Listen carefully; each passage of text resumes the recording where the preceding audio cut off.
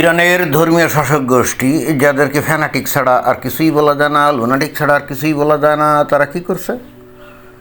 এই যে ইসরায়েল আমেরিকার সাথে যুদ্ধ হচ্ছে, তাই না? তো এখানে তারা এমন একটা ডিসিশন নিয়েছে যেটাকে আমরা অনেকটা বলি যে সুইসাইডাল টেরোরিস্ট অ্যাটাক জাতীয়, অর্থাৎ গোটা ইরানবাসীকে নিয়ে তারা আত্মাহুতি দিতে চাচ্ছে।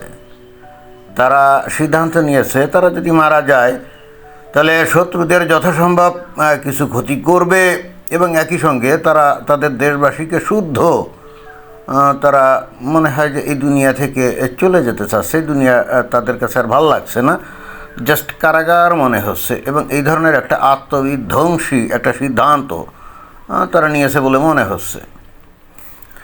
সেটা কিভাবে জানা যাচ্ছে? এখানে এই যে হঠাৎ একটা খবর, সেটা কি যে ইরান ইউজিং ক্লাস্টার বম্ব নাকি এই গতদিন, হ্যাঁ, দু একদিন আগে মনে হয় যে এই ইসরায়েলের ওপরে ছুটছে, এবং তার যে ভিডিও সেটাও এখানে আছে। যে এবং এটা নিয়ে অবশ্যই ইরানের মধ্যে লোকজন প্লাস মুসলিম বিশ্বের লোকজন কিন্তু খুবই উৎফুল্ল। এইবার ইসরায়েলকে শেষ করে দিবে ইরান, ক্লাস্টার বোমা ছুটছে।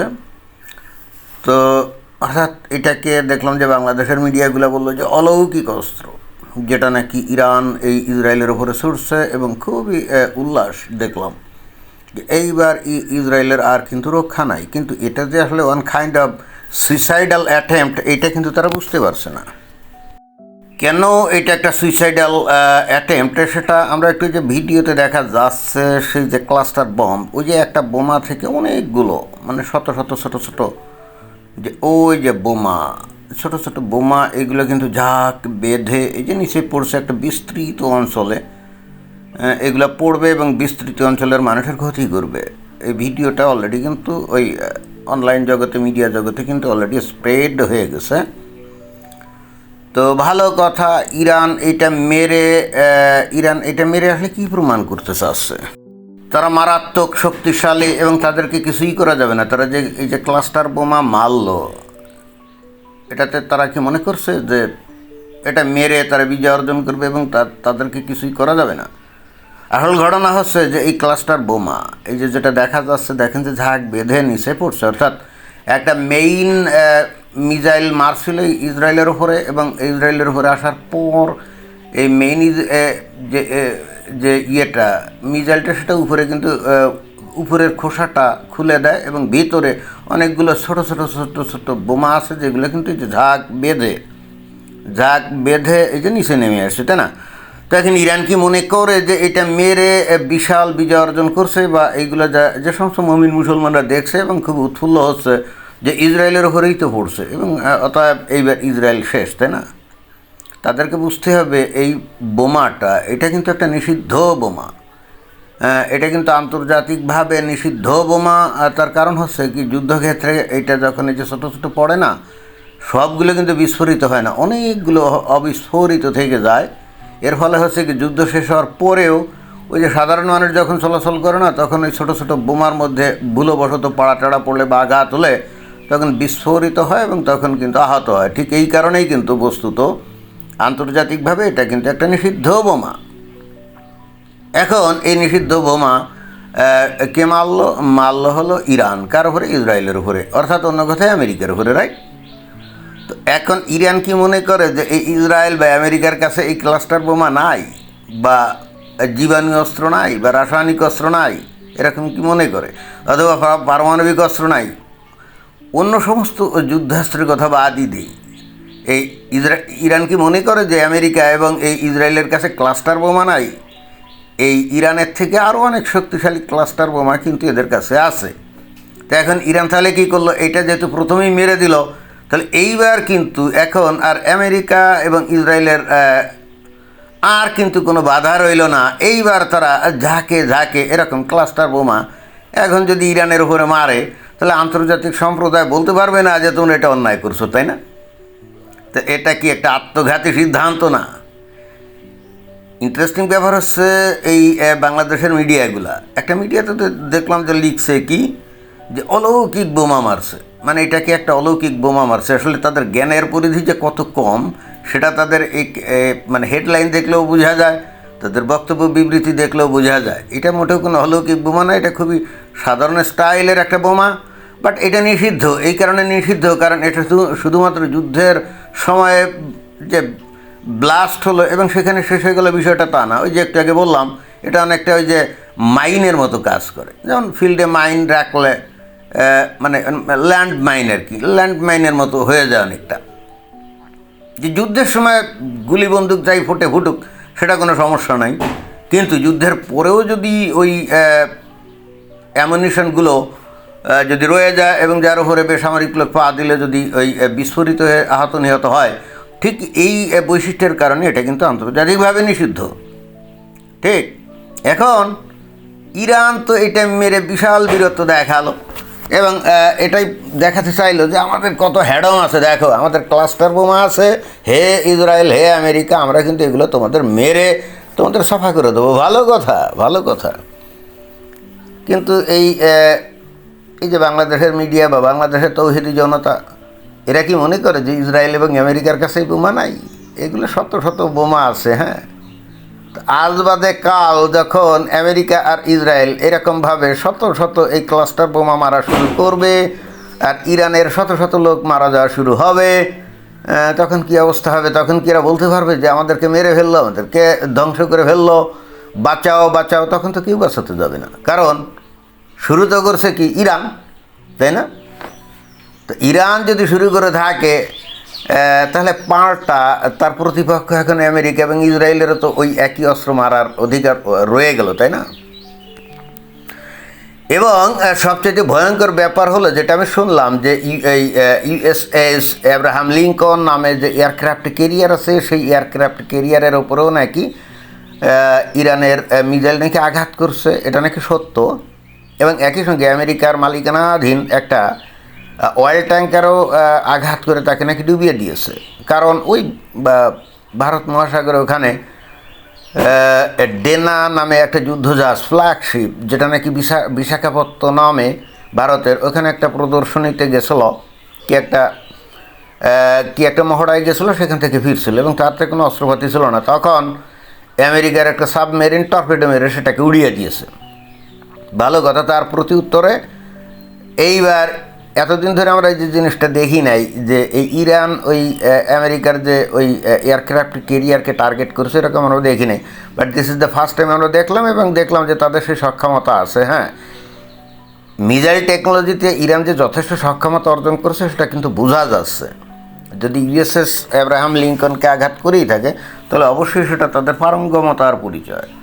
এবং তার পরিবর্তে আরও একটা কাজ করছে যে অয়েল ট্যাঙ্কার ধ্বংস করেছে, তাই না? অর্থাৎ ইরান কিন্তু যুদ্ধটাকে আরও ইন্টেন্সিফাই করছে, তাই না? এবং যখনই ইন্টেন্সিফাই করছে তখন যে ঘটনাগুলো ঘটতে যাচ্ছে, যেটা অলরেডি আমি দেখলাম, আমেরিকা অলরেডি তাদের একেবারে আন্তঃমহাদেশীয় ক্ষেপণাস্ত্র ICBM, যেটা একেবারে লেটেস্ট তাদের মিনিটম্যান 3, সেটার পরীক্ষা অলরেডি করে ফেলছে যে এটা কী পরিমাণ নিখুঁতভাবে আঘাত করতে পারে।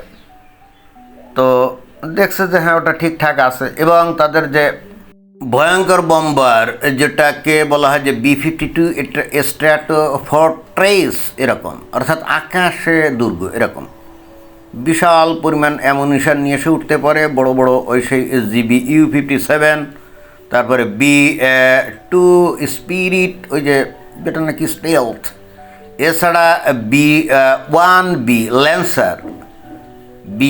ল্যান্সার, যেটা নাকি ওই রকম আর একটা বম্বার বিশাল। তো এগুলো সবই কিন্তু অলরেডি ডিপ্লয়েড হয়ে গেছে এবং আসতেছে, এবং বিশাল আকারে তারা অ্যামুনিশনটা নিয়ে এইবার ইরানকে তামা করার জন্যে, এইবার কিন্তু অগ্রসর হচ্ছে। এই যত মিসাইল ফ্যাসিলিটি তাদের পাহাড়ের নিচে গুহায় মুহায় যেগুলো আছে না, এবং আমার কেন জানি মনে হচ্ছে ছোট পরিসরে পারমাণবিক হামলা করেও বসতে পারে, যেহেতু ক্ষমতায় ডোনাল্ড ট্রাম্প। ইরান যে করলো, এই যে এই ক্লাস্টার বোমা মেরে যে উদ্ধত দেখালো এবং দেখাতে চাইলো যে আমাদের দেখো কত শক্তি, তাই না? ভালো কথা। তো এখন তাহলে আমেরিকা এবং ইসরায়েল তাদেরও তো শক্তি দেখাতে হবে না?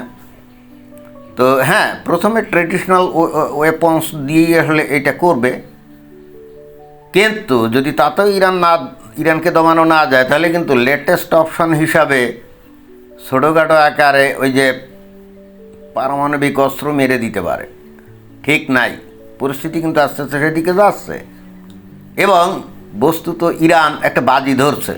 ইরান চিন্তা করছে যে আমরা এইভাবে করবো, আমাদের দেশটা তো অনেকটা বড়, পাহাড় পর্বত আছে, আমরা টিকে থাকবো। আমরা 8 বছর ধরে ইরাকের সাথে যুদ্ধ করছি, কিন্তু তারা ভুলে গেছে যে ইরাকের সাথে যুদ্ধ করার সময় যে সমস্ত অস্ত্রপাতি এই ইরাকের ছিল না, বম্বার ছিল না, তারপরে ওই তাদের সেই স্টিল প্রযুক্তির বিমান ছিল না, তাদের সেই ধরনের ট্যাকটিক্যাল মিসাইল ছিল না এই ইরাকের। এটা মনে হয় ভুলে গেছে ইরান। কিন্তু আমেরিকা এবং ইসরায়েলের তো এইগুলো আছে নাকি। তো দেখা যাক কি হয়। তবে আমার কাছে কেন জানি মনে হচ্ছে ইরান মারাত্মক ডেসপারেট মনোভাবের পরিচয় দিচ্ছে এবং কেন জানি সুইসাইডাল টেন্ডেন্সির দিকে ধাবিত হচ্ছে। অর্থাৎ ওই তারা এরকম ভাব নিচ্ছে যে আমরা যদি মরি তাহলে আশেপাশের দেশগুলোকে নিয়ে মরবো। জি না, আশেপাশের দেশগুলো হ্যাঁ কিছু ক্ষতি হবে, কিন্তু তাদেরকে নিয়ে মরবে না, তার দেশের জনগণকে নিয়ে মরবে। এরকমই একটা ডিসিশন তারা নিয়েছে। অন্তত এই যুদ্ধবিদ্যা এবং একই সঙ্গে অস্ত্রপাতি সম্পর্কে যদি আপনাদের আইডিয়া থাকে, তাহলে কিন্তু এরকমই মনে হবে। অস্ত্রপাতি সম্পর্কে আইডিয়া থাকতে হবে, তা না হলে আসলে ইরান যে কী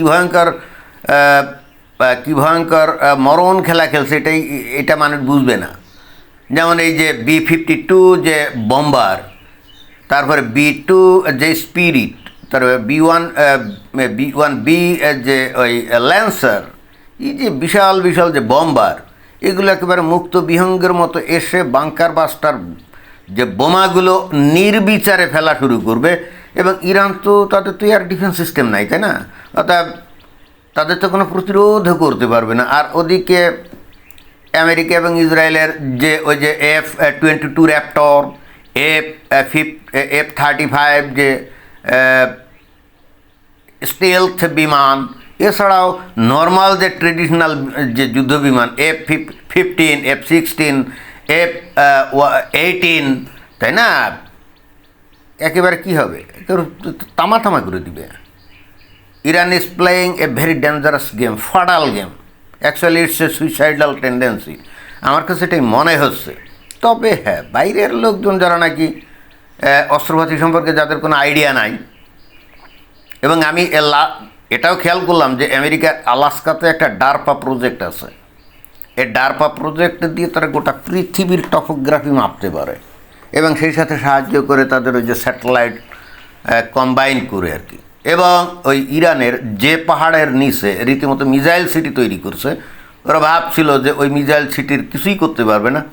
ওই মিসাইল সিটি যদি প্রচলিত বাংকার ব্লাস্টার দিয়ে যদি ধ্বংস করতে না পারে মানে প্রচলিত অস্ত্র দিয়ে, তাহলে ওখানে তো পারমাণবিক বোমা মেরে দিবে, দিয়ে ওই পাহাড়কে একবারে ধসিয়ে দিবে। হ্যাঁ, দরকারে সেটাই করবে। কিন্তু ঘটনা যেদিকে যাচ্ছে, পরিস্থিতি কিন্তু সেদিকে যাচ্ছে। খুবই ডেসপারেটলি আচরণ করছে ইরানের শাসক গোষ্ঠী। অনেকে বলবে যে ইরান কি রাখবে না রাখবে এটা তাদের ব্যাপার। হ্যাঁ, আসলে এটা তাদের ব্যাপার ছিল। ইরান কী অস্ত্রপাতি তৈরি করবে, তারা পাহাড়ের নিচে তাদের মিসাইল সিটি তৈরি করবে না করবে, এটা তাদের ব্যাপার অবশ্যই ছিল। কিন্তু ইরান যখন ওই যে প্রক্সি তৈরি করে, যেমন এই যে হেজবোল্লাহ, হামাস, হুতি, এরকম নানা রকম গোষ্ঠী তৈরি করে যখন ওই যে ইসরায়েলের উপরে নানাভাবে হামলা টামলা করতো না, তখনই তারা সীমা লঙ্ঘন করছে। এবং আমেরিকা এমন একটা দেশ যে তো সবসময় সীমা লঙ্ঘন করে, তাই না? তো ইরান যদি সীমা লঙ্ঘন করে, তো আমেরিকার সীমা লঙ্ঘন তো এখনও দেখে নেই। এবং যখন আমেরিকার সীমা লঙ্ঘনে ইরান দেখবে, তখন বুঝবে ঝালে ঝাল নাকি আদায় ঝাল। আর ইরান মনে করে যে এরকম অবস্থায় তাকে ওই যে চায়না অথবা রাশিয়া রক্ষা করতে এগিয়ে আসবে। বাংলাদেশের মুমিন মুসলমানরা অনেকে সেরকম মনে করে, কল্পনা করে, কিন্তু this is not going to happen, no. এটাই ছিল বক্তব্য। ধন্যবাদ।